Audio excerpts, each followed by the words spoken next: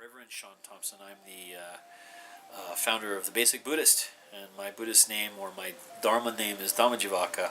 So I'll be talking today a little bit about the different schools of Buddhism. So we have three main ones right now, and the first one would be called Mahayana, which is called the Greater Vehicle, and you find that one a lot in China. It's also part of Pure Land or Zen or Chan Buddhism. You'll see it in there. The second one we would have would call Tera Vaada, which is like an original vehicle, as if it were.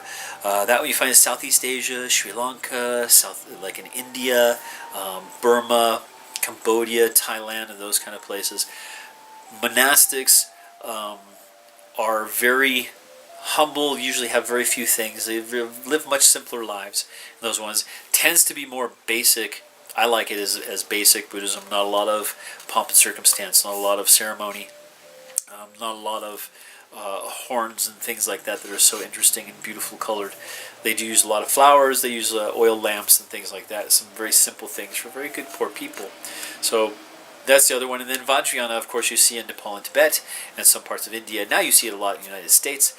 That one is where you're getting a melding of some older teachings, the bone religion of the Himalayas, along with Buddhism and some Hinduism, all kind of mashed together.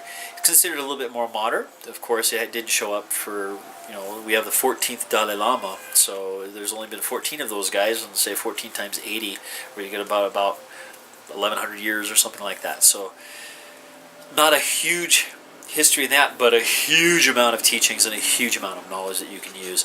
Lots of stuff online for those.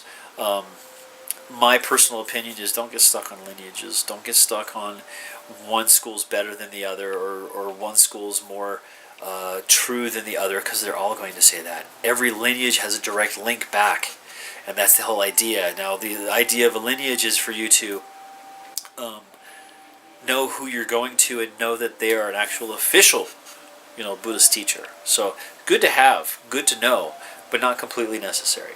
Now you can eventually, as you get more sophisticated in your basic teachings, you can go find yourself a guru, find yourself a good teacher, go find a temple, research them, look into them. What do they say? Does it make sense? Does it work with Buddhism?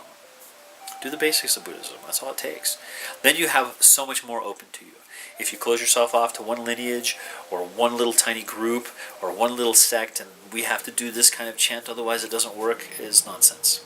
So be good, do good, make a good life. This is Reverend Sean, Basic Buddhist. Talk to you later. Leave comments if you want. You can leave comments, you can subscribe, give us some information, let me know what you think, and I'll look it up for you if I don't know it. There's a lot obviously we don't know. There's 2,500 years minimum of this kind of teaching floating around, so there's a lot. So you'll probably never go through all of it, but you can learn quite a bit. And a lot of it's all practice, so it's very practical.